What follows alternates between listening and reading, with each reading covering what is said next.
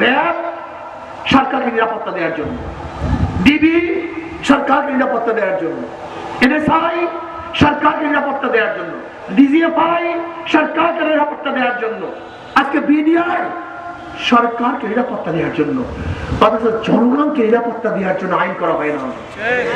অথচ আমি সরকার দিয়ে কি করবো? সরকার তো আমাদের খাবেন। সরকার পরিবর্তন হয়, দল পরিবর্তন হয়, এই রাষ্ট্র পরিবর্তন হয় না, এই দেশ পরিবর্তন হয় না, এই জনগণ পরিবর্তন হয় না। আমরা জনগণের নিরাপত্তার জন্য আইন চাই, জনগণের স্বার্থে আইন চাই, জনগণের মুক্তির আইন চাই, জনগণের অন্ন, বস্ত্র, বাসস্থান, শিক্ষা এবং চিকিৎসা আইন চাই। যত আইন হবে সব জনগণের কল্যাণের জন্য হবে, দলের কল্যাণের জন্য হবে না।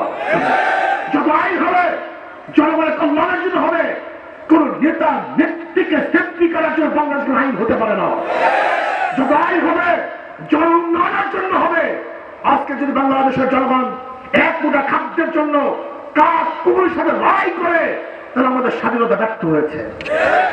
আজকেও যদি বাংলাদেশের মানুষ ক্ষুধার কারণে বাচ্চাকে বিক্রি করে দেয়, তাহলে আমরা ব্যর্থ হয়েছি, আমাদের স্বাধীনতা ব্যর্থ হয়েছে। আজকেও যদি আমার বাংলাদেশের মানুষ ক্ষুধার কামনায় কাতরাতে থাকে, তাহলে বাংলাদেশ স্বাধীনতা ব্যর্থ হয়েছে। আজকেও যদি বাংলাদেশের মানুষ চিকিৎসা অভাবে মারা যায়, তার স্বাধীনতা ব্যর্থ হয়েছে। যারা শাসক ছিল তারা আমাদের শাসন করতে পারে নাই। এর কারণটা কি?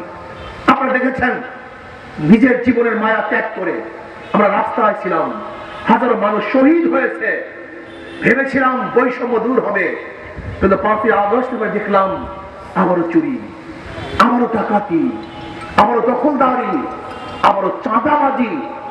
যদি 5 তারিখের পরেও তোফাজ্জলকে ইউনিভার্সিটির মধ্যে অবৈধভাবে হত্যা করা হয়, আজকেও যদি দোকানের মধ্যে চাঁদাবাজি হয়, আজকেও যদি শ্রমিকরা তারা ব্যবসা বাণিজ্য ব্যর্থ হয়, ব্যবসা করতে না পারে চাঁদার জন্য, তাহলে 5ই আগস্টের এই আন্দোলন আবার ব্যর্থ হবে।